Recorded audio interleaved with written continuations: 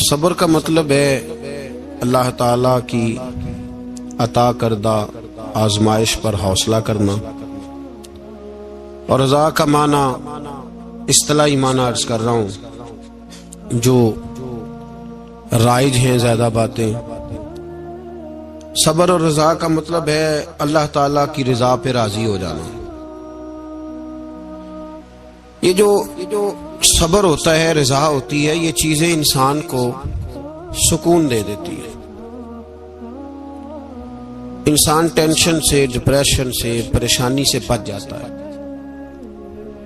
جو لوگ راضی بالرضا نہیں رہتے وہ بڑی پریشانی کا شکار ہو جاتے ہیں۔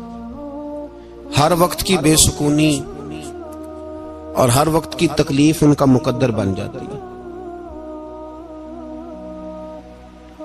ہمارے ہاں عجلت ہے، جلد بازی ہے، لوگ برداشت سے بہت دور چلے گئے۔ اس کا نقصان ہے جھگڑا، اختلاف، بغض، اور پھر تھوڑا آگے بڑھیں تو قتل، اور تھوڑا اور کام شدید ہوا تو خودکشی۔ یہ ساری چیزیں اس وقت پیدا ہوتی ہیں جب انسان صبر اور حوصلہ چھوڑ دیتا ہے۔ اور دوسرا، ہم یہ سمجھنے لگے کہ صبر کرنے والے بزدل ہوتے ہیں، حالانکہ صبر بزدلی نہیں، صبر دلیر لوگ کرتے ہیں۔ صبر دلیری، حکمت، تدبر، فقاہت، عقل مندی کی علامت۔ ہم کہتے ہیں صبر شاید بزدلی ہے، میں چپ کر گیا تو سامنے والا کہے گا اس کے پاس ہی کچھ نہیں،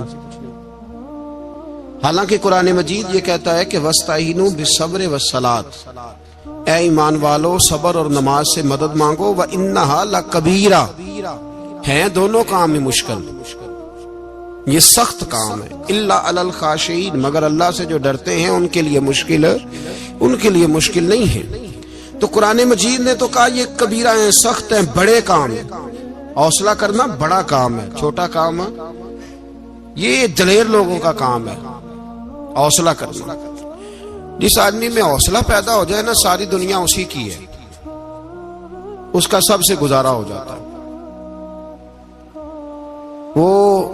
وہ میرے کارواں ہے، جس میں حوصلہ پیدا ہو گیا وہ لیڈر ہے، وہ سربراہ ہے، اس لیے کہ اس کا سب سے ٹائم گزرے گا۔ اور جو آدمی حوصلہ نہیں پیدا کرتا، صبر نہیں کرتا، اس کا تو ماں باپ سے وقت نہیں گزرتا، اپنے بال بچوں سے اختلاف ہو جاتا ہے، اپنے سگے بہن بھائی ان کے ساتھ۔ اس کی وجہ کیا ہے کہ حوصلہ نہیں، صبر نہیں، راضی بالرضا نہیں۔ جو آدمی سمجھ لینا اللہ میرا رب ہے اور میرے حق میں جو کرے گا بہتر ہی کرے گا، وہ آزاد ہو گیا، وہ آزاد۔ جیم جان دا کچھ وسا نہیں ہوں، جان یار نو دے تے شاد ہو جا، اس سے دل دے ہیں فساد سارے، دل دلبر نو دے تے آزاد ہو جا، تے جیو رکھے آباد تے رو وسدا، تے جدوں کرے برباد برباد ہو جا۔ وزن نہیں بنتا شعر کا، لیکن میں کئی دفعہ کہا کرتا ہوں جے وہ رکھے آباد تے رو وسدا، جدوں کرے برباد تے چپ کر کے برباد ہو جا۔ اس میں لقمہ نہ دے، بحث نہ کر، یہ بھی نہ کہہ دیکھو جی میں نے کتنی، نہ چپ کر کے برباد ہو جا، بس ختم۔ اور ایک شاعر نے بڑی زبردست بات کہی تھی، نے کمال کر دیا، شعر سمجھ میں آ گیا تب بھی ٹھیک ہے، نہ بھی آیا تو شعر پھر بھی بڑا ٹھیک ہے، شعر پھر بھی بڑا ٹھیک ہے۔ اس نے کہا تھا تو اگر عشق میں برباد نہیں ہو سکتا تو جا، پھر تجھے کوئی سبق یاد نہیں ہو سکتا، پھر تو ناکام ہے زندگی میں، پھر تو الف بے بھی نہیں یاد ہوگا۔ تو اگر عشق میں برباد نہیں ہو سکتا تو جا، پھر تجھے کوئی سبق یاد نہیں ہو سکتا، پھر تو فارغ ہے۔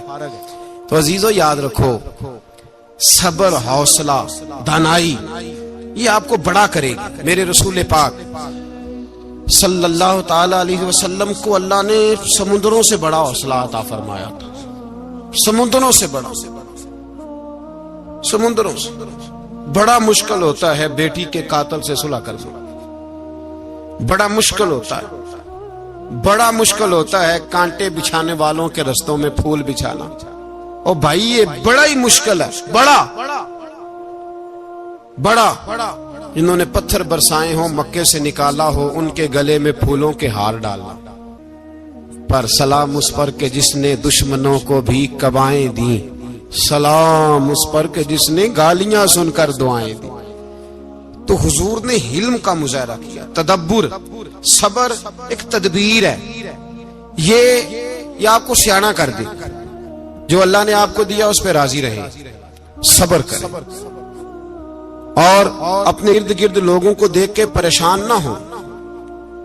نبی پاک علیہ الصلوۃ والسلام نے اپنی امت کو صبر سکھایا، اور ساتھ یہ بھی حکم فرمایا کہ مصیبتیں اور مشکلیں بڑے لوگوں پہ آتی ہیں، چھوٹوں پہ مشکلات، جو دل کے چھوٹے ہوں، ذہن کے چھوٹے ہوں، ان پر اللہ مشکل نہیں ڈالتا۔ ایک صحابی نے کہا یا رسول اللہ صلی اللہ علیہ وسلم سب سے زیادہ مشکلات کن پہ آتی ہیں؟ تو حضور نے فرمایا نبیوں پہ۔ کن پہ یا رسول اللہ اس کے بعد؟ تو حضور نے فرمایا پھر نیک لوگوں پہ، علماء پہ، صلحاء پہ، صوفیاء پہ، اتقیاء پہ، ان لوگوں پہ بڑی مشکلات ہوتی، یہ کٹھن راہوں سے گزرتے ہیں۔ بھائی تیار کریں ذہنی طور پہ اپنے آپ، مشکلات کے لیے، آزمائشوں کے لیے، تکلیفوں کے لیے تیار کریں۔ جب آپ تیار رہیں گے پھر آنے والی مشکل آسانی سے گزر جائے گی، اور جب کہیں گے پتہ نہیں کیا ہوگا، حوصلہ چھوڑ جائیں گے، پھر معاملہ خراب ہوگا۔ دلیر رہیں۔ نبی پاک صلی اللہ علیہ وسلم کے مدینے آنے سے پہلے ایک شخص تھا، عبداللہ بن ابی سلول اس کا نام تھا، تو مدینے والے لوگ اس کو اپنا پیشوا مانتے تھے، اوس بھی خزرج بھی، اس کی تاج پوشی بھی کی، بڑی اس کی منتا تھی۔ جب حضور آ گئے تو اس کا کاروبار بند ہو گیا۔ اب لوگ یہ نہیں سمجھتے کہ میں غلط ہوں، لوگ کسی کے مفادات کو ٹھیس پہنچتی ہے تو مخالفت کرنے لگ جاتا ہے۔ اب اس کے حالات جب خراب ہوئے تو اس نے پتہ کیا کیا، جھوٹ موٹ کا کلمہ پڑھ لیا۔ سمجھ آ رہی ہے باتوں؟ جھوٹ موٹ کا، اور منافقوں کا ایک ٹولہ اس نے تیار کر لیا، جس کا قرآن مجید نے سورہ منافقون میں ذکر کیا۔ ایک جنگ کا موقع تھا، نبی پاک صلی اللہ علیہ وسلم تشریف لے گئے تو عبداللہ بن ابی سلول بھی چلا گیا۔ حضرت عمر فاروق رضی اللہ تعالیٰ عنہ کے ایک غلام تھے، وہ پانی لینے کنویں پہ گئے، ادھر سے انصار میں سے، چونکہ حضرت عمر کے غلام مہاجر تھے، انصار میں سے ایک شخص پانی لینے پہلے سے آیا ہوا تھا۔ پانی بھرنے میں کوئی اختلاف ہو گیا، جھگڑا ہو گیا، مار کٹائی تک نوبت آ گئی۔ حضرت عمر کے غلام نے کچھ چیز مار دی، اس شخص کو زخمی ہو گیا۔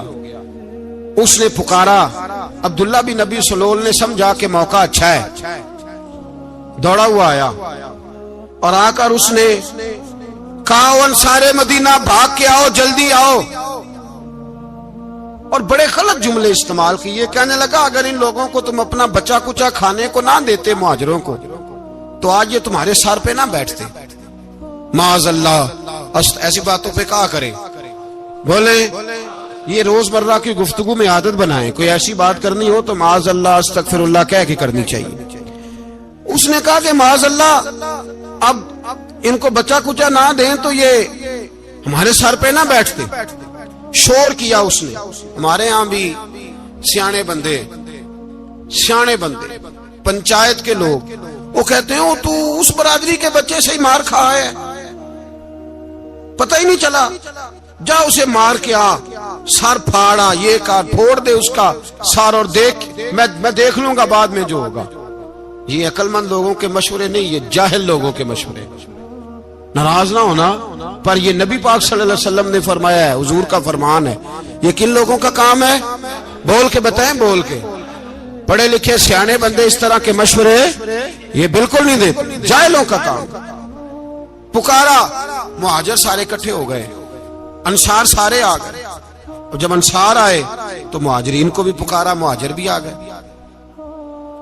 اب وہ گتھم گتھا ہونے لگے تو کسی نے جا کے محبوب پاک کے کان میں کہا یا رسول اللہ وہاں تو مہاجر انصار لڑنے لگے، وہ پرانی لڑائیاں پھر سے جاگ گئی ہیں۔ نبی پاک تشریف لائے، حضور نے وہاں لفظ بیان کیے، فرمایا یہ تم نے کیا جاہلوں جیسا کام شروع کیا ہوا ہے؟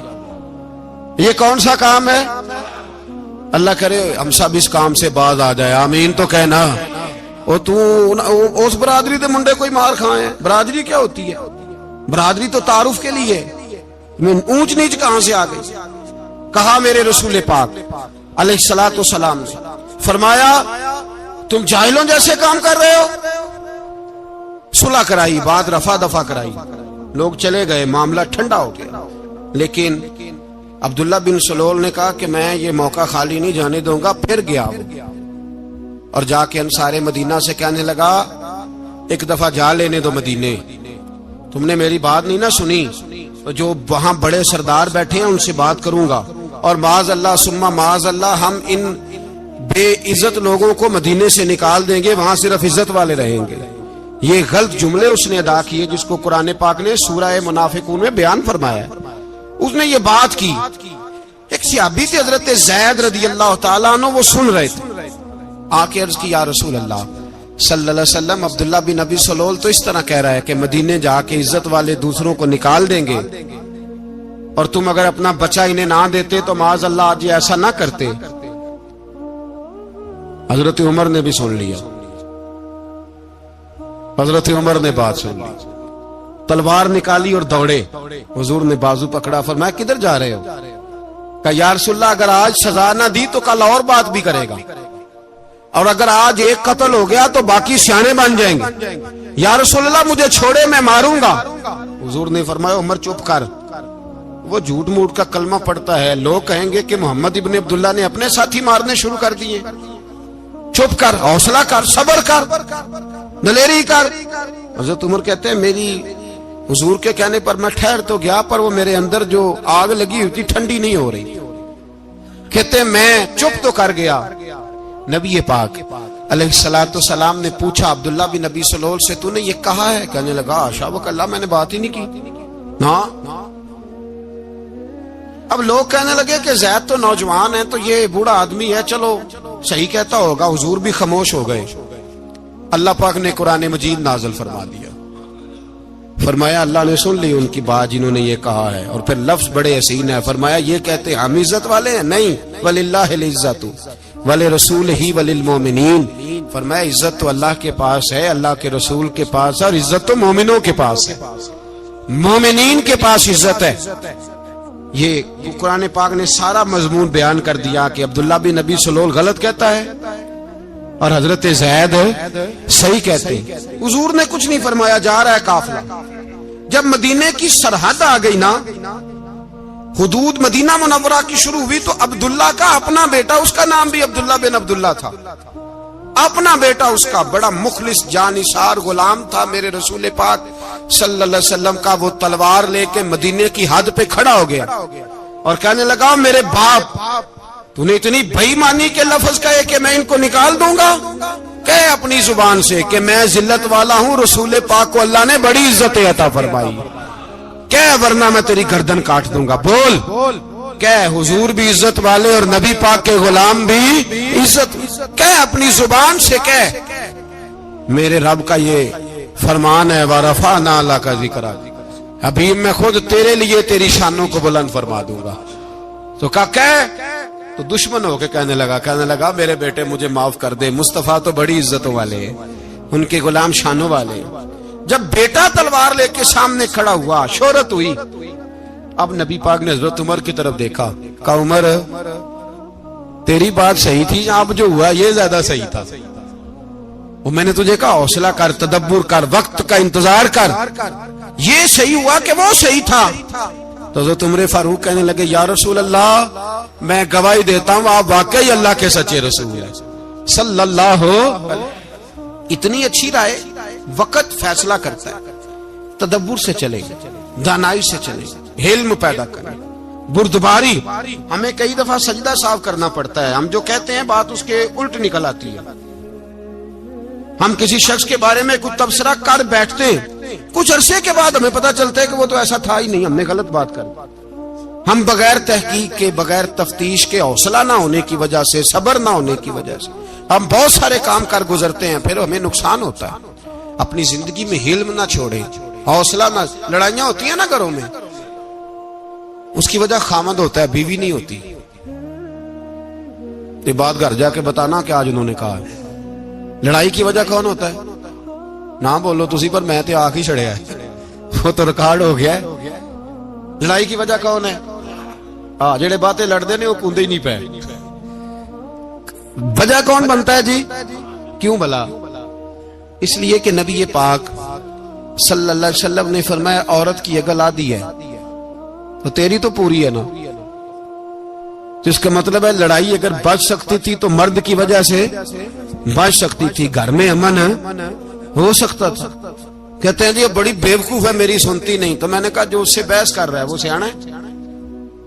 بولیں، جو بحث کر رہا ہے وہ عقل مند ہے؟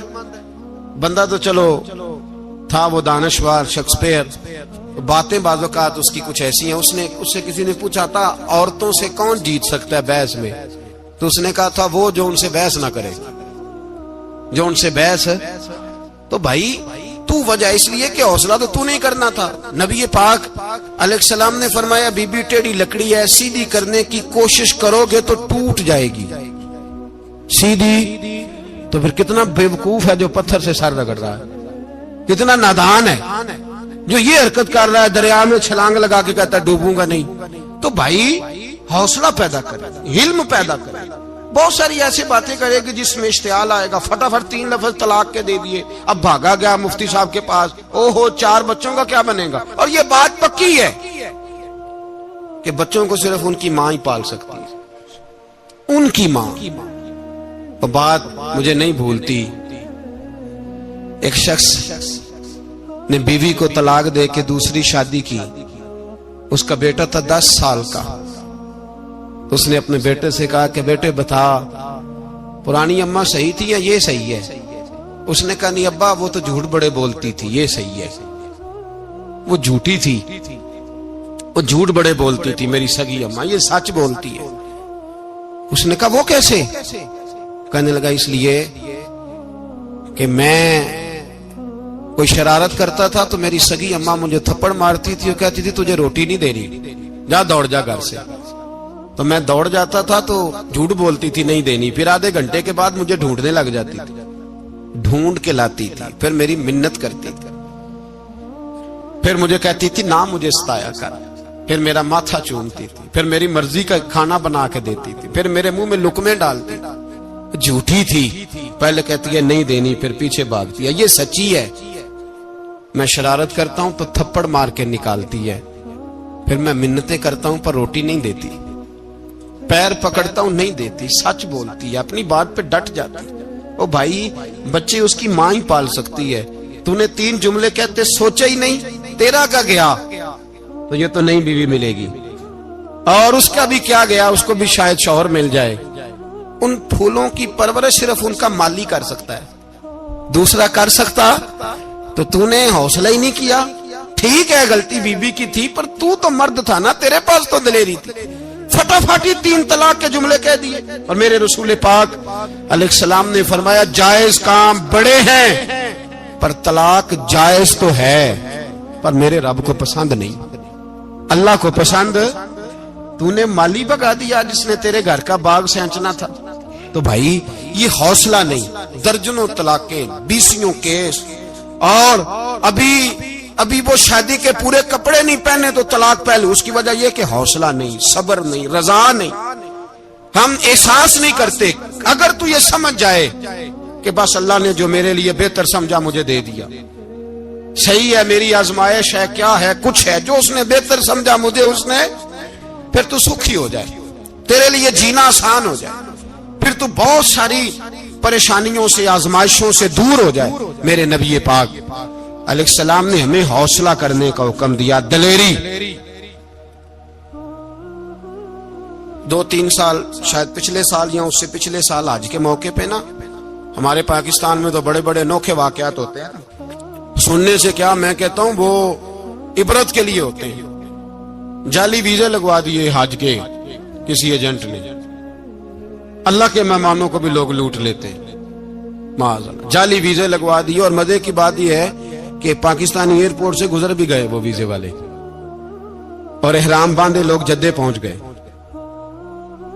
4 آدمی تھے، انہوں نے ویزا دیکھا تو کہا نقلی، آپ کو واپس جانا پڑے گا۔ اگلی فلائٹ سے وہ لوگ واپس آئے، آپ مجھے بتائیے ان کی جب وہ چھوٹے چھوٹے کلپ آئے، میڈیا نے ان کی باتیں سنی تو ان کے آنسو نہیں تھمتے تھے. ایک آدمی احرام باندھ کے گیا ہے، معمولی سمجھتے ہیں آپ؟ میرے جیسا غریب آدمی کبھی اس نے ارادہ کیا اور مدینے جانے کا لیٹ ہو جائے تو کلیجہ پھٹنے کو آتا ہے. کچھ مجبوریاں پیروں میں آ جائے، نہ جا سکے تو پتہ نہیں کتنی توبہ کرنے کو دل کرتا ہے کہ کہیں غلطی تو نہیں ہو گئی، کوئی ایسی بات تو نہیں نکل گئی. یقین کریں طبیعت پریشان ہو جاتی، یار کوئی ایسا کام تو نہیں ہوگا جس کی وجہ سے یہ بات ہوئی. 4 آدمی لوٹ آئے، حالات خراب ہو گئے، لوگ رو رو کے قصے سناتے تھے. لیکن میرے رسول پاک علیہ السلام کا حوصلہ دیکھو.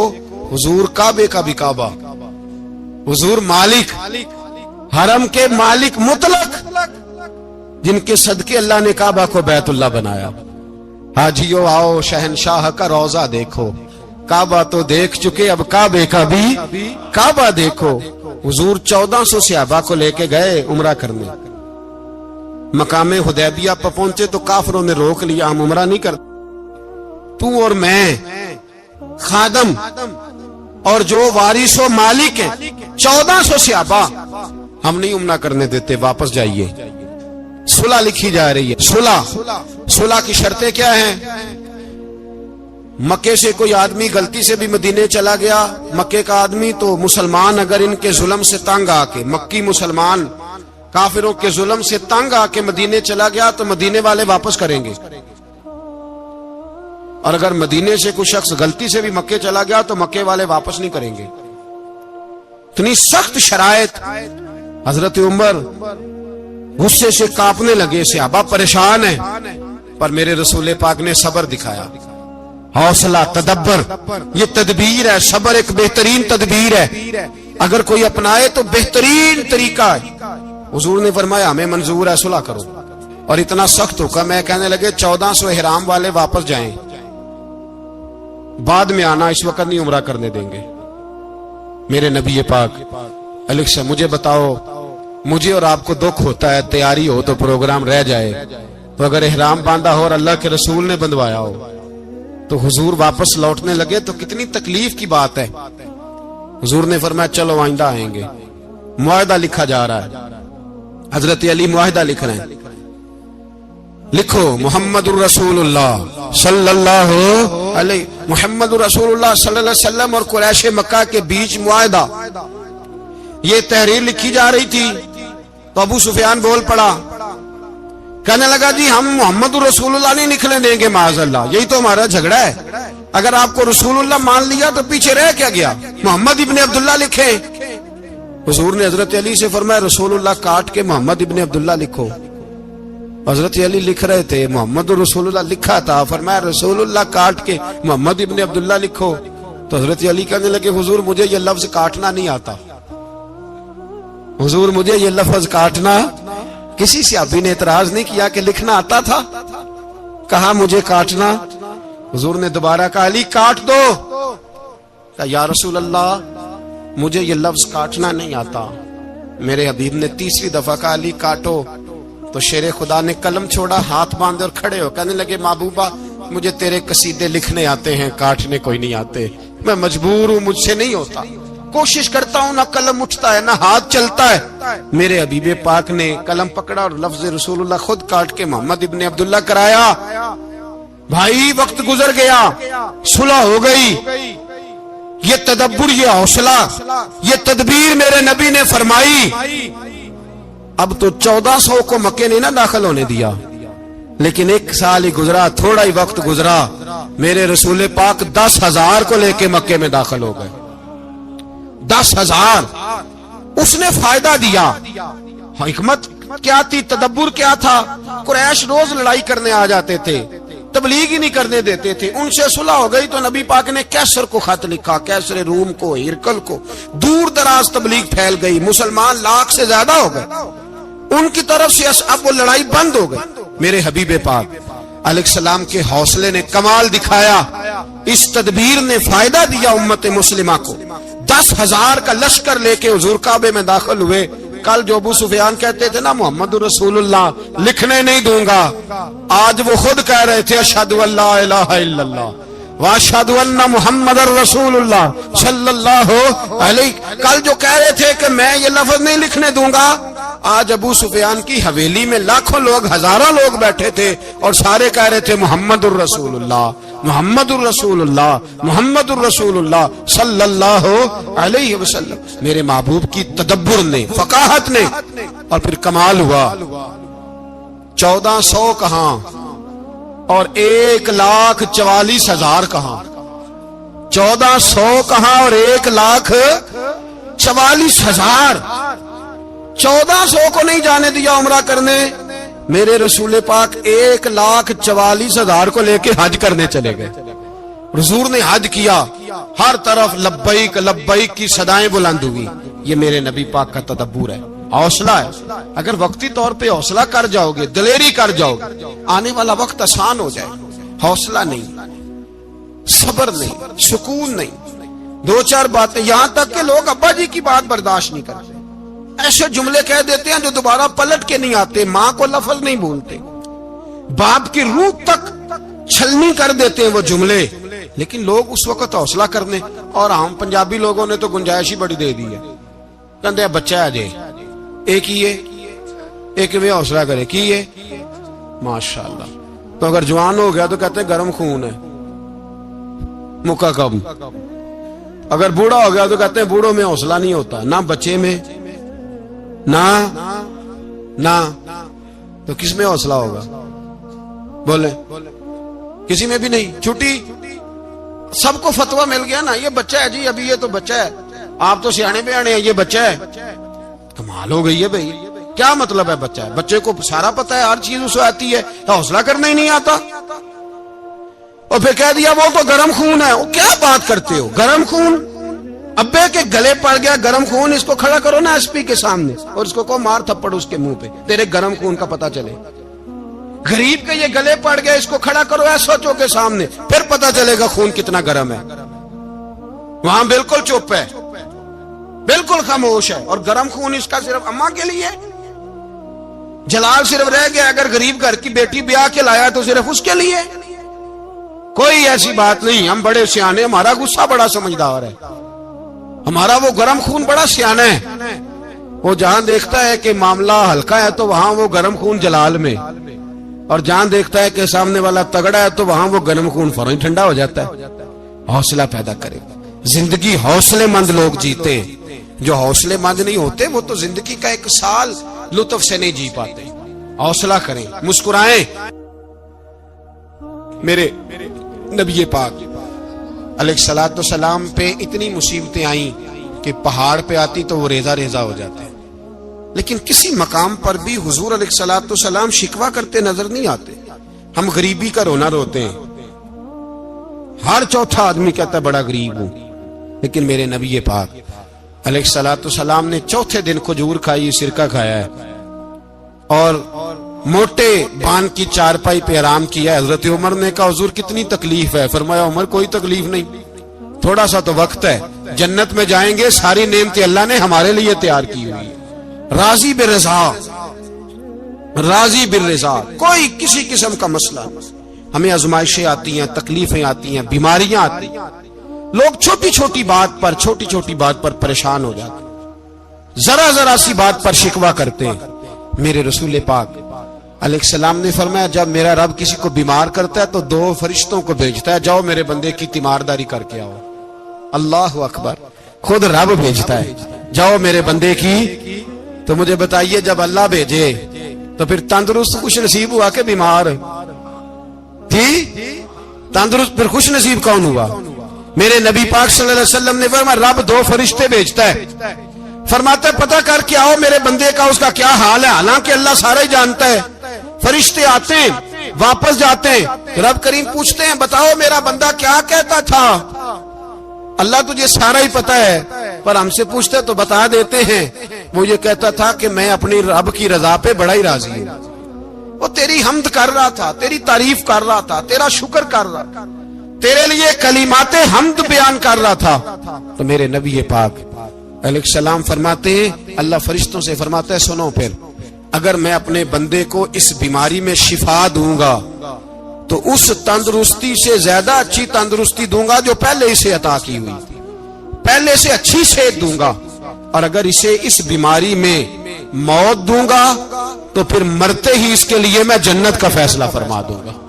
بھائی جب تو راضی بالرضا رہتا ہے، راضی بالرضا، بڑی سادی سی بات ہے بھائی، آپ گھر گئے روٹی مانگی تو اگر کسی نے کہا نا کہ اتنی تھکاوٹ ہے ٹائم پہ آیا کرے اس وقت، تو روٹی تو وہ بھی مل گئی پر اس میں لذت، وہ سکون نہیں، وہ سکون نہیں۔ میری اماں جی سالن پکا کے رکھ لیتی تھی تو روٹی جب بھی کوئی مانگتا تھا تو تازی بنا کے دیتی تھی، ان کی طبیعت تھی۔ تو میں اکثر ان سے کہتا کہ اماں جی پکا کے رکھ دیا کرو، تو کہتے تمہیں خوشی نہیں ہوتی جب تمہاری اماں تازی پکا کے دیتی ہے؟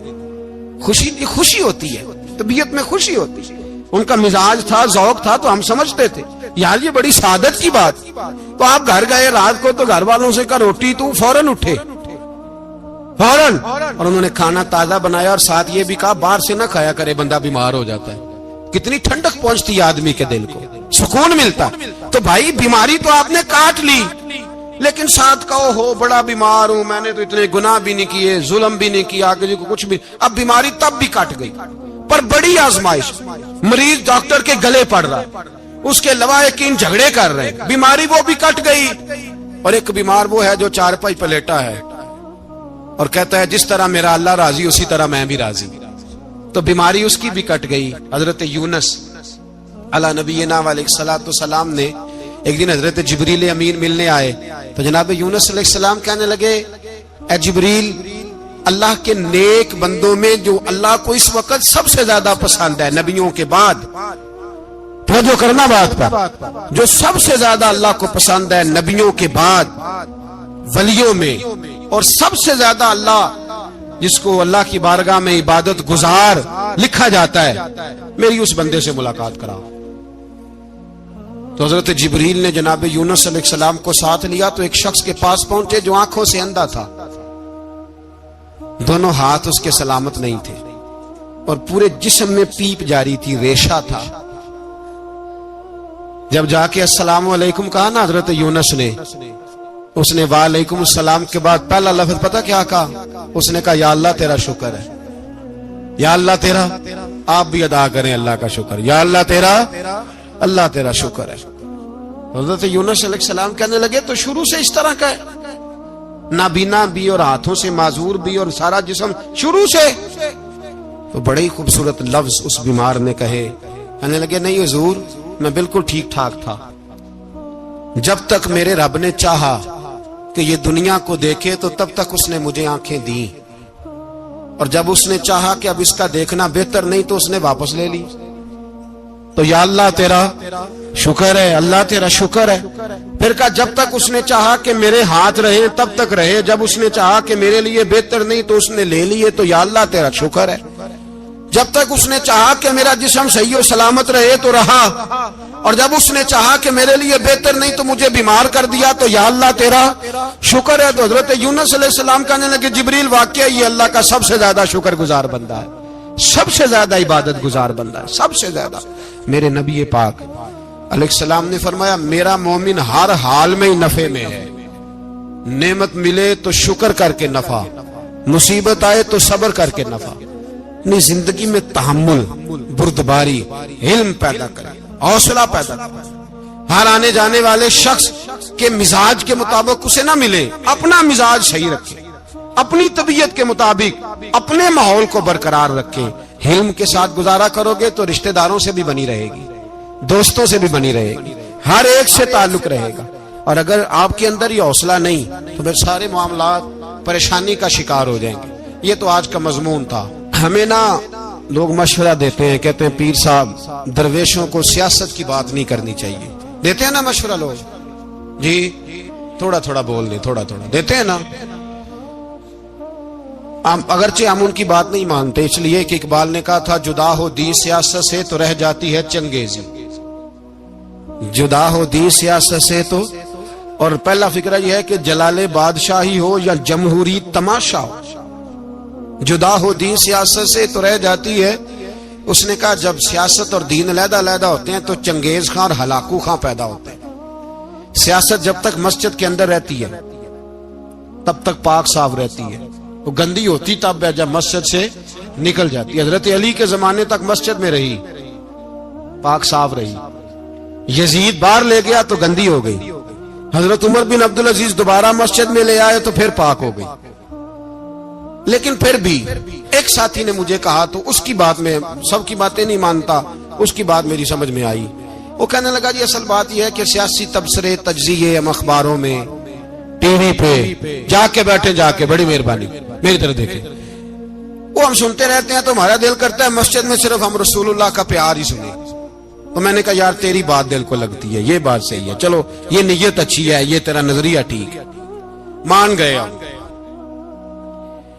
میں چلا گیا دکاندار کے پاس اور میں نے اس کو جا کے کہا کہ گاڑی کا انجن کھولو، اس طرح کرو اس طرح۔ اس نے کہا مولانا آپ جا کے نا گھر تو فقہ کی کتاب کھولیں، اس لیے کہ گاڑی کے انجن کے بارے میں آپ کو معلومات، یا اگر آپ نے یہ کام کرنا ہے تو اس کو پڑھیں، کسی استاد کے پاس ورک شاپ پہ آئیں، آپ کے ہاتھوں کو، منہ کو، چہرے کو مٹی لگے، دھواں لگے، گریس لگے، پھر آپ کو پتہ چلے گا انجن کیسے کھولتا ہے۔ صحیح کہہ رہا ہوں؟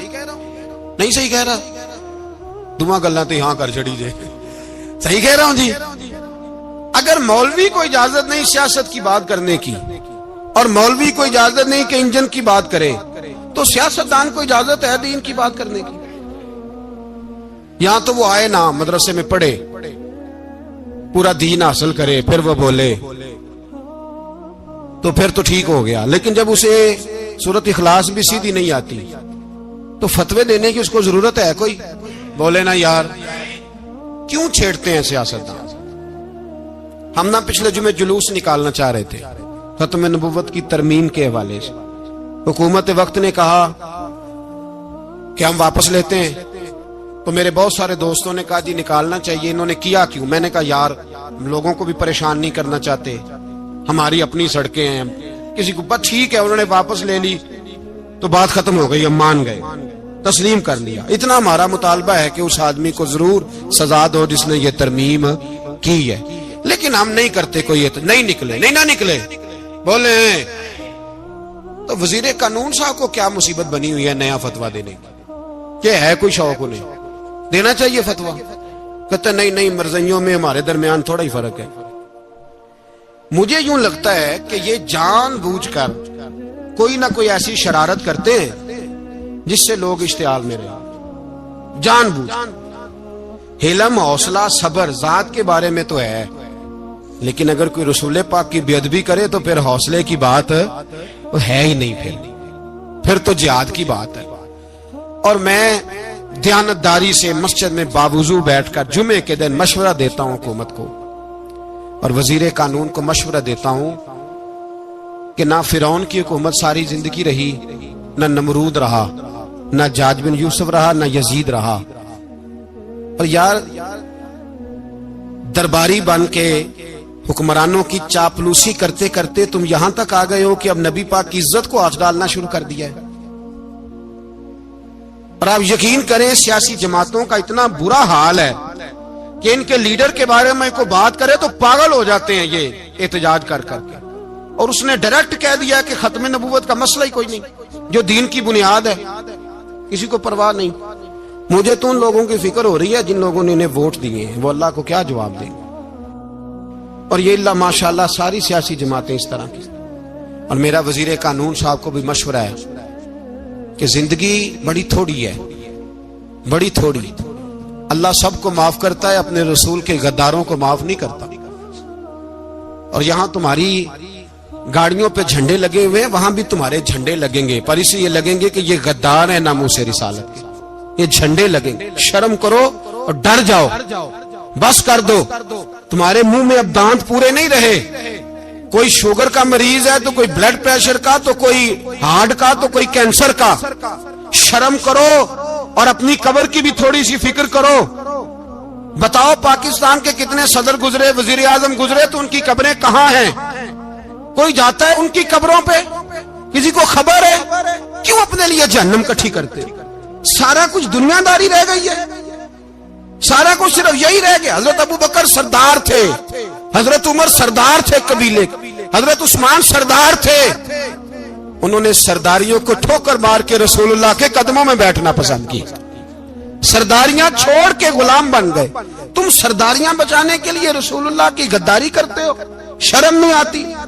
اور قوم شکوہ ہے مجھے ان لوگوں سے جو مولوی تو کہہ دیتے ہیں تو سیاست نہ کر، اور کسی سیاستدان کو منع نہیں کرتے کہ جب تجھے سورت فاتحہ بھی نہیں آتی تو تجھے کس نے اجازت دیا اتنی بڑی بات؟ اور میں نے پچھلے سے پچھلے جمعے بھی کہا تھا، پھر کہتا ہوں اور آن دی ریکارڈ کہتا ہوں، مرزائی کل بھی کافر تھے، آج بھی کافر، اور قیامت تک، اور جو ان کے کفر میں شک کرے وہ بھی، اور پکا بے ایمان ہے، کافر ہے، وہ وزیر قانون ہو یا صوبائی ہو یا وفاقی ہو، من شک فی کفر ہی فقط کفر، جو مرزائی کے کفر میں شک کرے وہ بھی کافر ہے۔ ہمارے رسول آخری رسول ہیں، ہم کسی کو یہ اجازت نہیں دیں گے کہ وہ ختم نبوت میں رکھڑا ڈالنے کی کوشش کرے، ہم کسی کو یہ اجازت ہے۔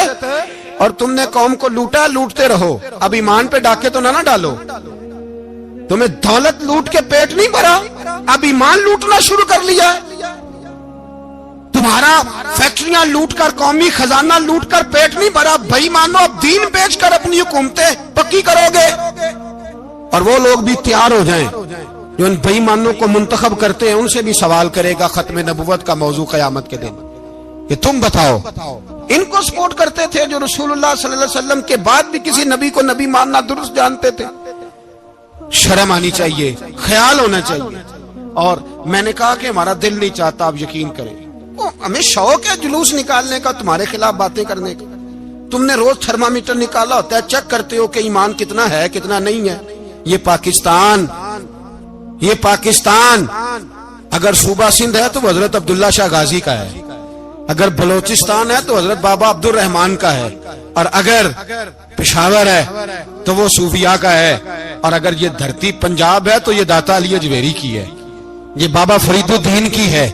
اس میں کسی غدار کو قبضہ کرنے کی اجازت بالکل نہیں ملے گی۔ اور ہم وہ لوگ بھی نہیں جو چپ کر کے اندر سوتے رہیں، قوم جو کرتی ہے کرتی رہے، ہمیں پرواہ نہیں، نہ ایسی کوئی بات نہیں۔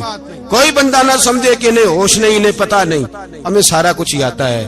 پھر اگر کل کو کوئی ممتاز قادری پیدا ہو گیا تو شکوہ نہ کرنا، کل کو کوئی پھر سے عامر چیمہ نکل آیا تو شکایت نہ کرنا، یاد رکھنا۔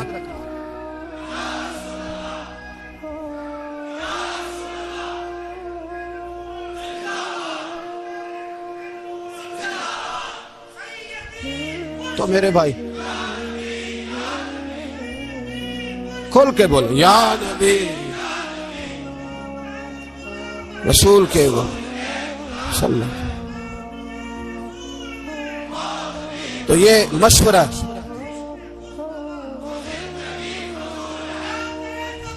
جزاک اللہ، تو یہ تمہیں مشورہ ہے۔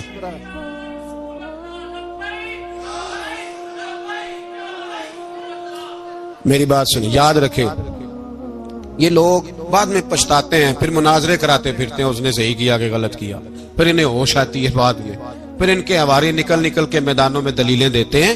اس لیے ہمارا مشورہ ہے انہیں کہ یہ اپنی حد میں رہیں، اور جو کام تمہارے ذمہ، میں نے کہا نا تم نے بڑا لوٹا، یہ قوم روز تمہیں موقع دیتی ہے لوٹنے کا، یہ موقع دیتی ہے، تو تم نے دولت لوٹ کے پیٹ نہیں بھرے، اب ایمان لوٹنے کے چکر میں آ گئے ہو۔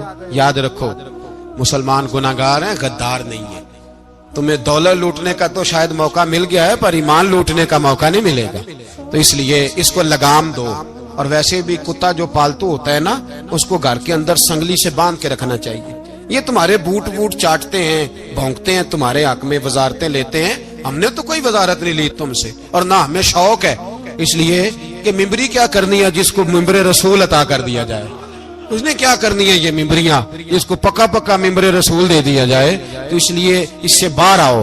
میں نے کہا بڑے بڑے نمرود، فرعون، قارون دفن ہے، تمہارا بھی نام تک نہیں ہوگا، بالکل نام نہیں ہوگا۔ اس لیے ہمارا مشورہ، اور آپ لوگ بھی آئے نا یہ اگلے سال، تو ان کو کھڑا کر کے پوچھ لینا، اسلامی جمہوریہ پاکستان کا تم نے MPM میں نے بننا ہے، پہلا کلمہ ہی صحیح سنا دو، چلو خدا کا واسطہ یہی بتا دو کہ تمہیں نماز بھی ڈھب سے آتی ہے کہ نہیں، اور آپ کی موج ہے، آپ بٹھا لیتے ہیں سر پہ، کیا کریں، سمجھانے والے مفت گناہگار ہو گئے اور بہکانے والے سب تمہارے یار ہو گئے۔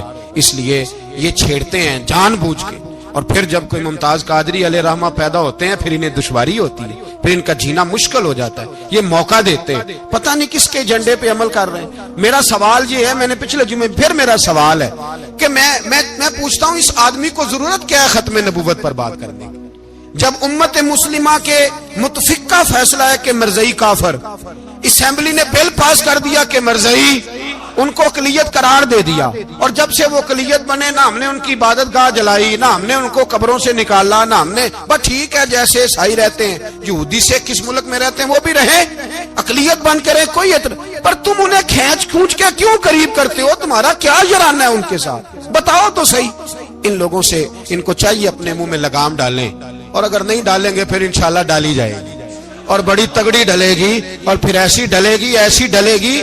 سلمان تاثیر جب مرا تھا نا تو 5-5 لاکھ روپیہ مولویوں کو آفر کی جنازہ پڑھاؤ، 5-5 لاکھ روپیہ چھوٹے چھوٹے مولویوں کو۔ اور داتا صاحب کی مسجد کے خطیب بھی صوبائی جو تھے وہ خطیب تھے، ملازم تھے، انہوں نے کہا کہ ایمان نہیں بیچنا، نکالنا نوکری سے تو نکال دو۔ اور بادشاہی مسجد کا مولوی جس کا پتہ نہیں چلتا، کبھی کدھر چلا جاتا ہے کبھی کدھر، یہاں تو وہ بھی کھڑا ہو گیا، اس نے کہا نا ایمان نہیں بیچنا۔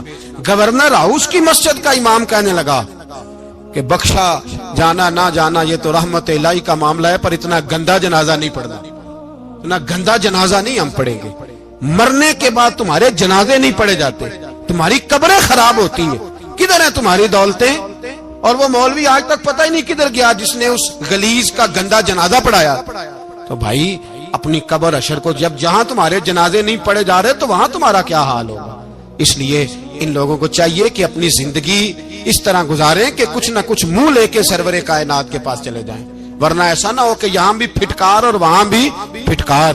اس لیے ہمارا مطالبہ ہے حکومت سے کہ شرم کرو، اور ایسے بھائی مانوں کو، کالے ناگ جو تم نے بھرتی کیے ہوئے ان کو نکالو، اور اگر تعریفیں کروانی ہو، تلوے چٹوانے ہو تو اندر کمروں میں ان سے چٹوا لیا کرو، ان سے کہو کہ یہاں ہماری نوکری کرو، باہر نکل کے رسول اللہ صلی اللہ علیہ وسلم کے دین کے بارے میں گفتگو نہ کرو، اس لیے کہ اللہ تبارک و تعالیٰ نے اس دین کے اندر بڑا حسن اور بڑا جذبہ رکھا ہوا ہے، بڑا وقار ہے۔ ہمارا مطالبہ ہے حکومت سے کہ ختم نبوت کے مسئلے پر کوئی سیاستدان گفتگو نہ کرے۔ آپ تائید کرتے ہیں اس بات کی؟ اس پر کوئی سیاستدان کوئی گفتگو؟ ہمارے پاس بڑے تماشے ہیں سیاست کرنے کو، باقی تماشوں پہ سیاست کرو، یہ رسول اللہ کی ناموس کا معاملہ ہے، یہ چھیڑنے کی تمہیں اجازت؟ مجھے سمجھ نہیں آتی یار، جب بات ختم ہو گئی، اسمبلی نے بل واپس لے لیا، تو صوبائی وزیر قانون کو آخر تکلیف کیا ہے؟ آپ کے پاس جواب ہے کوئی اس بات کا؟ بات ختم ہو گئی، ہم نے جلوس نہیں نکالا، چھوڑ دیا، خاموش ہو گئے، علماء نے میٹنگیں بلائی تھی کینسل کر دی، ٹھیک ہے جی بات، اب دوبارہ سے کیوں چھیڑتے ہو؟ پھر کہتے ہیں احتجاج ہوتا ہے، شور ہوتا ہے، تم خود ایسی حرکتیں کرتے ہو جس سے افراتفری پیدا ہوتی ہے۔ یہ ملک رسول اللہ کے نام پہ بنا ہے، اور قیامت تک یہاں وہی ہوگا جو میرے رسول پاک صلی اللہ علیہ وسلم کی رضا ہوگی، اور نبی پاک کے قانون کے خلاف کوئی قانون یہاں چل سکتا؟ اللہ ہمیں سمجھنے کی توفیق عطا فرمائے۔ آخر دعوانا مجھ پہ بھی چشم کروں اے میرے آقا، کرنا حق تو میرا بھی ہے، رحمت کا تقاضا کرنا، مجھ پہ بھی چشم کرم۔ تو کسی کو بھی اٹھاتا نہیں اپنے در سے، تو کسی کو بھی اٹھاتا نہیں اپنے در سے، کہ تیری شان آقا، کہ تیری شان کے شایا نہیں ایسا کرنا مجھ پہ بھی چشم کرم یہ تیرا کام ہے اے آمنہ کے در یتیم یہ تیرا کام ہے اے آمنہ کے در یتیم ساری امت کی شفاعت تنہا کرنا ساری امت کی شفاعت تنہا کرنا مجھ پہ بھی چشم کرم